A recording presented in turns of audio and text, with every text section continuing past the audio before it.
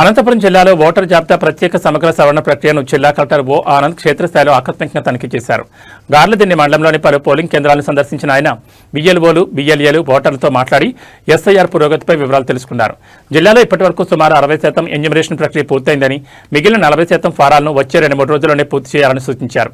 Enumeration ఫారాలను తప్పనిసరిగా నింపి బిఎల్ఓలకు అందజేయాలని, పత్రాలు లేదా 2022 ఓటర్ జాబితా మ్యాపింగ్ లేకపోయినా ఫారం సమర్పించడం ఎంతో ముఖ్యమని కలెక్టర్ స్పష్టం చేశారు. ఫారాలు సమర్పించకపోతే ఓటర్ జాబితా నుంచి పేర్లు తొలగించే అవకాశం ఉంటుందని ప్రజలకు అవగాహన కల్పించారు. నిర్ణీత గడువులోపు ఎస్ఐఆర్ ప్రక్రియను పూర్తి చేయాలని అధికారులకు ఆదేశిస్తూ బూత్ లెవెల్ అధికారులు, ఏజెంట్లు సమన్వయంతో పనిచేసి ప్రతి ఓటర్ని చేరుకోవాలని సూచించారు. అందరికీ నమస్కారం. ఈ రోజు గార్లదిన్నె మండలం విజిట్ చేయడం జరిగింది. ఎస్ఐఆర్ సంబంధించి పర్యవేక్షణ చేయడం జరిగింది. దీంతో భాగంగా ప్రతి ఒక్కరికి చెప్పాల్సిన ఏంటంటే, మనకు ఎస్ఐఆర్ లో లాస్ట్ కొన్ని రోజులు 3-4 రోజులకి వచ్చాం మనము. జిల్లా వ్యాప్తంగా సుమారుగా 60% దాకా చేయగలిగాము.